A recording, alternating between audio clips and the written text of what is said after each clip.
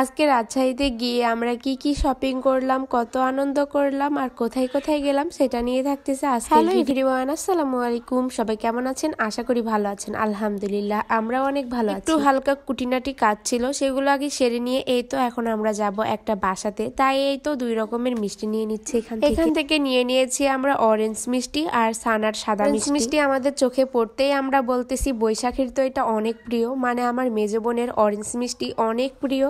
সে যদি আমার এই ভিডিওটা দেখে থাকে অবশ্যই তার লাল পড়ে যাবে। আমার এই সাদা মিষ্টিটা অনেক প্রিয়, আমার খুবই ভালো লাগে এই মিষ্টিটা খেতে। তারপরে এই তো আমরা লিফটে উঠে গেছি, এখন আমরা চলে যাব বাসাতে। ভাইদের বাসাতে এসেই দেখি ভাবি আমাদের জন্য অনেক ধরনের রান্না করে রেখে দিয়েছে। তাই এই তো এসেই খেতে বসে গিয়েছি। গরুর মাংস, মাছ ভাজা, ডিম, সবজি, আলু ভাজি, সালাদ, অনেক রান্নাগুলো অনেক টেস্ট হয়েছিল। তারপরে এই তো আমরা মিষ্টি খেলাম। মিষ্টি খাওয়া দাওয়ার পর দেখি আবরার তাদের ডাইনিং এ নেমে দেখেন কত পরিমাণ খেলাধুলা করছে। অনেক ঠান্ডা, তবুও সে নিচেই খেলাধুলা করবে। দেখেন কি আনন্দ করতেছে। আজকে রাজশাহীতে আসার কারণই হচ্ছে আবরার সাথে আবরারের মায়েরও একটু লাভ আছে, সেটা না হয় একটু পরেই দেখতে পাবেন। তো দেখেন আবরারের আনন্দ দেখে তো আমার খুবই আনন্দ লাগতেছিল, কারণ সন্তানদের আনন্দ দেখলে মাদের তো একটু আনন্দ হবেই, তাই না? তারপরে এই তো খাওয়া দাওয়া শেষে আমরা এখন আবার নিচে নামছি, কারণ একটু মার্কেটে যাব আবরারের জন্য কিছু কেনাকাটা করতে। আজকের এই দিনটাতে আবরার এত পরিমাণ খুশি, মানে বলে বোঝাতে পারবো না। আর কেমন মনে হয় সেটা আমি জানি না, তবে আগে যখন ছোটবেলা মা বলতো চল আজকে শপিং এ যাব, তোকে ড্রেস কিনে দিব,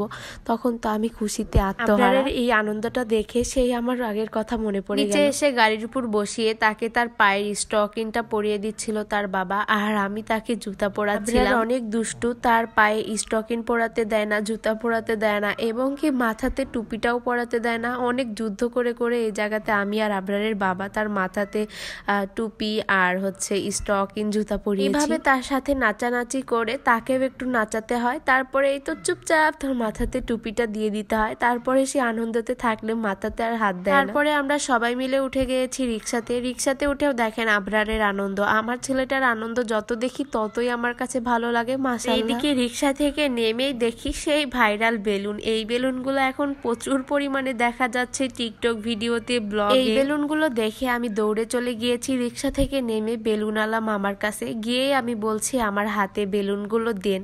সেই মামা বলতেছে যদি উড়ে যায় বেলুনগুলো। তখন আমি বলতেছি বেলুনগুলো যদি আমার হাত থেকে সবগুলো উড়ে যায় তাহলে বেলুনের যত দাম সব জরিমানা আমার। আর আমার এই কথা শুনে বেলুনওয়ালা মামা হাসতে হাসতে শেষ। আমার অনেক আনন্দ হচ্ছিল বেলুনগুলো হাতে নিয়ে। আমার হাতে লাঠির মতন যে বেলুনটা আছে এইটাতে রাতে করে লাইটের জন্য একটা স্মাইল বেলুন নিয়ে নিয়েছি, যেহেতু মার্কেটে আসতেই পারিনি। প্রথমে অনেকগুলো বেলুন কিনলে মার্কেট করতে অসুবিধা হবে। আবরার এবং আবরারের মা এবং বাবা সহ নানি কি কি নিল সেটা দেখতে পাবেন নেক্সট ভিডিওতে। আজকের মতো এই পর্যন্তই, আল্লাহ হাফিজ।